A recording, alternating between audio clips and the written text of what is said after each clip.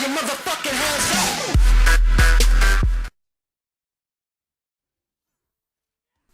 What's going on YouTube? It's ParaDoX here with another video. Glad to see that you guys are enjoying these, and this is today's episode of ParaDoX News. It is July 30th, and I have a couple of stories that have come out that I think you guys might be interested in. So let's start off with Watch Dogs. Most people that I know have beaten Watch Dogs by now, and I thought it was a pretty good. It was a good game. All right, it wasn't terrible. It had its ups and downs, and I'm actually glad that I bought it. I'm glad that I played it, but, you know, we got to move on at some point. But for all of you that purchased the Season Pass for Watch Dogs, you might have been wondering about upcoming DLC, and I'm here to help you with that right now. So there was a tweet that came out from the developers, and it was like a little DLC tease. It said, "Our data indicates surveillance has become more prominent in high crime areas." Then it goes on to say that the city of Camden, New Jersey had the highest crime rate of the United States in 2012, and a 24-hour, 7 days a week surveillance program is now in effect. So we think this is a little tease for some upcoming story DLC that will tie into the city of Camden, New Jersey.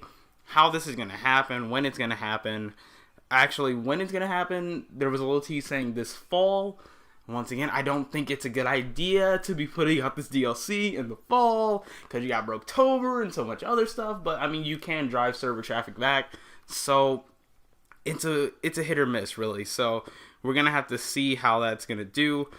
Honestly, I don't know. I didn't buy the season pass for Watch Dogs. I'm not really going to. It just doesn't. It didn't really grab me that way.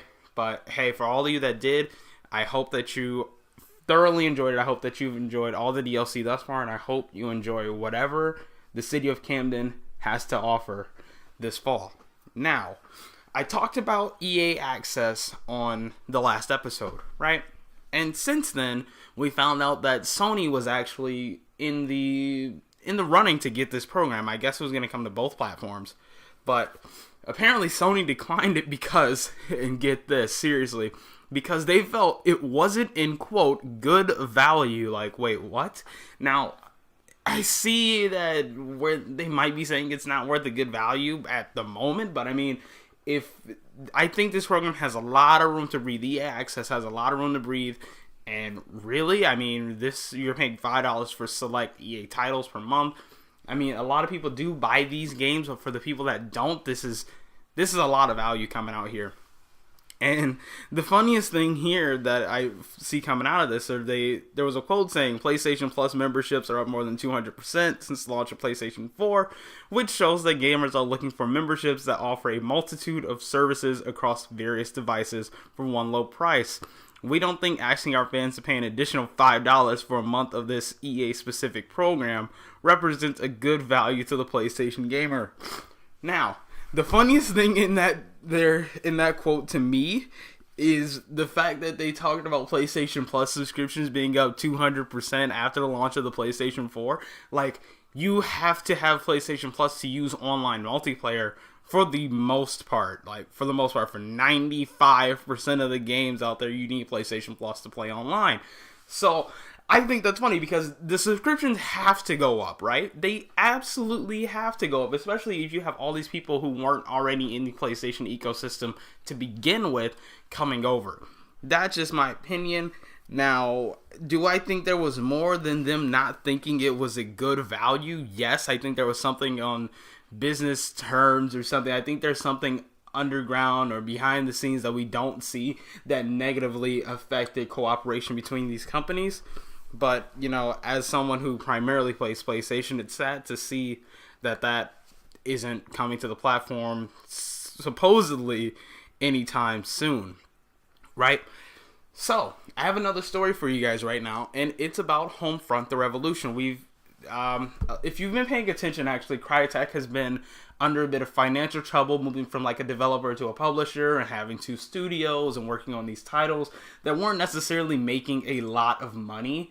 So they weren't able to pay their employees and a whole bunch of other stuff was going on, and we were kind of seeing the collapse of Crytek. I mean, this company, these developers who had this really amazing engine in the Crytek engine, just to see them kind of founder and fall like this was really an amazing thing to see. It was a sad thing to see because I don't want to see this happen to any developers.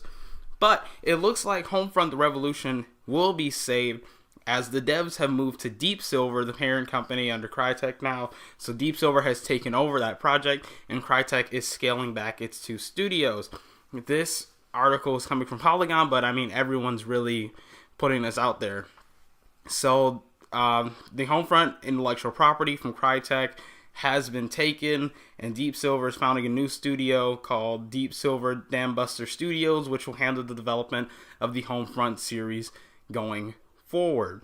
So once the Homefront acquisition is complete, the members of Homefront: The Revolution will transfer their talents to Dambuster Studios and continue working on the game. Crytek also announced today, according to a statement, that the company is still working with Deep Silver on the terms of the deal regarding the Homefront team. They also said that they are moving development of Hunt: Horrors of the Gilded Age, an original IP that the company announced last month before E3, from Crytek USA to Crytek Frankfurt. As part of this transition, Crytek will scale back the team in Austin, Texas-based Crytek USA, to a group of several staff members who will handle support for North American licenses of the company's CryEngine technology. Now, I think this is a good move, and I love the fact that we're still going to get Homefront: Revolution. I wasn't a really big fan of the first one to begin with, but I think that for people who really liked it, getting that sequel out there and having it come out in what was before not a very crowded year was a really good thing. We're going to have to see where this game launches, because if it's fall of 2015, it's going to be overshadowed by everything. Once again, because it looks like we're going to have Zelda, Uncharted, and Halo at the end of next year. And for a gamer, that's absolutely insane. I mean, all of us are we think this fall is crazy. I mean, whoa, talk about big guns next year. But hopefully Homefront: Revolution gets a early 2015 or even middle 2015 release. I think that's where it would do best. But, you know, what do I really know? But on to the last story for today. I have some really interesting Xbox One news. So we actually got a release date for the Xbox One in China, and we got a release price for the Xbox One in China. So I'm just going to read this straight from the article, right? Last month, U.S. customers saw the Xbox One price go from $499 to $399 as the Kinect was stripped out. In China, the price is headed the other way. Starting September 23rd, Chinese customers can get their hands on an Xbox One for $600.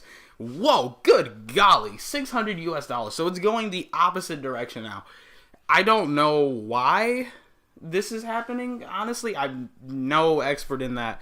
But just to see, so basically we have a $400, a $500, and a $600 Xbox One.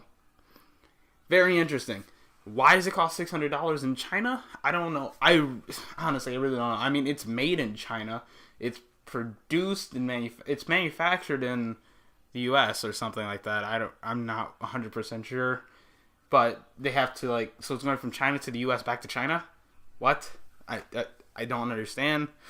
I mean, can they have can't they have another team in China to just work on that? I don't know. But hey, that's just what I think. I don't know. And the Xbox One is going to have 70 games.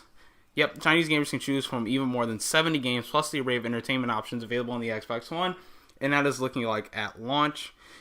More publishers also jumping into the new market, with EA, Ubisoft, and 2K redesigning games specifically for China. Now, game consoles moving into China, I think, is a brilliant move. It's a huge untapped market. We're going to have to see how this does. But tell me, what do you guys think of today's news stories? What do you think of EA Access and this whole thing going on with PlayStation or with Sony? If you're an Xbox One guy or Xbox person, whatever, I make no real distinctions. If you're on that platform, if you play that, are you going to subscribe to EA Access? What do you think about it? Is it a good deal to you? Is it not? What do you think of the Xbox One coming out in China?